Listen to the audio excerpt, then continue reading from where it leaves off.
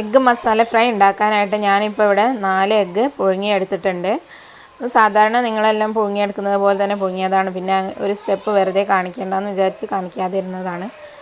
ഇനി ഇതിലേക്കുള്ള മസാല ഉണ്ടാക്കാം നമുക്ക്. അതിനായിട്ട് ഞാനിവിടെ 1 ടേബിൾ സ്പൂൺ മുളക് പൊടി, 1/4 ടീസ്പൂൺ മഞ്ഞൾപ്പൊടി, 1/2 ടീസ്പൂൺ മല്ലിപ്പൊടി, 1 ടീസ്പൂൺ കോൺഫ്ലോർ, അതുപോലെ ഒരു നുള്ള് ഗരം മസാല, പിന്നെ ഇതിലേക്ക് ആവശ്യത്തിനുള്ള ഉപ്പ് ചേർത്ത് കൊടുക്കാം. വളരെ കുറച്ച് ഉപ്പ് ചേർത്താൽ മതി, കാരണം എഗ്ഗിൻ്റെ മുകളിൽ ഉപ്പ് പിടിക്കത്തൊന്നുമില്ല, മസാലയിലുള്ള ഉപ്പേ ഉണ്ടാവുകയുള്ളൂ. ഇനി ഇതിലേക്ക് നമുക്ക് ആവശ്യത്തിനുള്ള വെള്ളം ചേർത്ത് ഒന്ന് ഈ മസാലയൊക്കെ ഒന്ന് മിക്സ് ചെയ്തൊരു പേസ്റ്റ് പോലെ ആക്കിയെടുക്കണം. അപ്പോൾ ഒരുപാട് ലൂസായിട്ടുള്ള പേസ്റ്റ് ആക്കരുത്, അങ്ങനെ ആകുമ്പോൾ എഗ്ഗിൻ്റെ പുറമെ അത് കോട്ടായിട്ട് നിൽക്കില്ല. കുറച്ച് ടൈറ്റായിട്ടുള്ള ഒരു പേസ്റ്റാക്കി മാറ്റാം. ഞാനിതിനകത്തേക്ക് ഏകദേശം ഒരു 1.5 ടേബിൾ സ്പൂൺ വെള്ളം ചേർത്തിട്ടാണ് ഇതുപോലെയുള്ള കട്ടിയുള്ള ഒരു പേസ്റ്റാക്കി മാറ്റിയിട്ടുള്ളത്. ഇനി നമുക്ക് ഇതിലേക്ക് ഒരു അല്പം മല്ലിയില അരിഞ്ഞതും അതുപോലെ കറിവേപ്പില അരിഞ്ഞതും ചേർത്ത് കൊടുക്കാം. നമ്മളിത് ഫ്രൈ ചെയ്തെടുക്കുമ്പോൾ ഒരു നല്ല ഫ്ലേവർ കിട്ടാൻ വേണ്ടിയിട്ടാണ് ഇത് ചേർത്ത് കൊടുക്കുന്നത്. ഇനി നമ്മൾ പുഴുങ്ങി വെച്ചിട്ടുള്ള എഗ്ഗ് ഒന്ന് നെടുകെ കീറിയിട്ട് ഇതിനകത്ത് ചേർത്ത് ഒന്ന് മസാല ഒന്ന് പുരട്ടിയെടുക്കണം. ഇത് ഞാനിപ്പോൾ ഇത് നെടുകെ കീറിയിട്ടാണ് 2 പീസാക്കിയിട്ടാണ് ചെയ്യുന്നത്.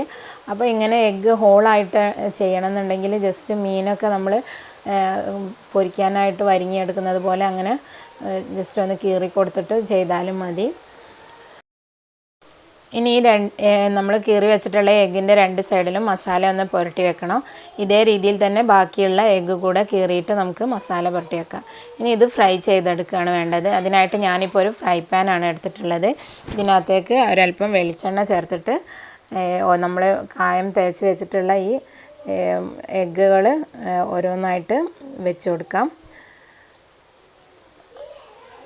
അപ്പോൾ ഈ മസാലയ്ക്ക് ഇത്ര എരിവ് വേണ്ടാന്നുള്ളവരാണെന്നുണ്ടെങ്കിൽ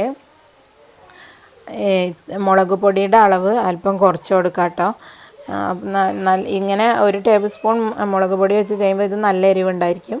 അപ്പോൾ അത്രയും വേണ്ടെങ്കിൽ അവനവൻ്റെ എരിവിനനുസരിച്ച് അത് മുളക് പൊടിയുടെ അളവൊന്ന് റെഡ്യൂസ് ചെയ്ത് കൊടുത്താൽ മതി. പിന്നെ 1 മിനിറ്റ് സമയം നമ്മൾ അടിവശം ഫ്രൈ ചെയ്തെടുക്കുക. അതിന് ശേഷം നമുക്ക് മറിച്ചിട്ടിട്ട് ആ എഗ് യോക്ക് വരുന്ന ഭാഗം ഒരു 2-3 മിനിറ്റ് സമയം ഒന്ന് ഫ്രൈ ചെയ്തെടുക്കുക. അപ്പോൾ അധിക സമയം ഈ വൈറ്റ് പോർഷന് നമ്മൾ ഫ്രൈ ചെയ്യുകയാണെങ്കിൽ ഇത് പൊട്ടിത്തെറിക്കാനുള്ള ചാൻസ് കൂടുതലാണ്. അപ്പോൾ വൈറ്റ് പോർഷന് 1 മിനിറ്റ് സമയം ആദ്യം ഒന്ന് ഫ്രൈ ചെയ്യുക.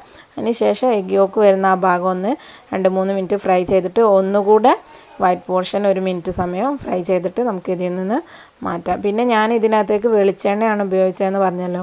നമ്മൾ വെളിച്ചെണ്ണ ഉപയോഗിച്ച് എഗ്ഗ് ഫ്രൈ ചെയ്യുമ്പോൾ നല്ലൊരു ഫ്ലേവറും ഉണ്ടാകും, അതുപോലെ നല്ല ടേസ്റ്റുമാണ് കഴിക്കാനായിട്ട്.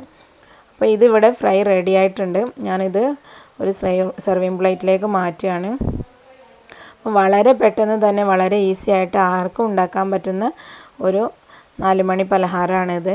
അപ്പോൾ എല്ലാവരും ഇതൊന്ന് ട്രൈ ചെയ്ത് നോക്കുക. നിങ്ങൾക്കൊക്കെ ഒരു പക്ഷേ ഉണ്ടാക്കിയിട്ട് പരിചയമൊക്കെ ഉള്ളത് തന്നെ ആയിരിക്കും.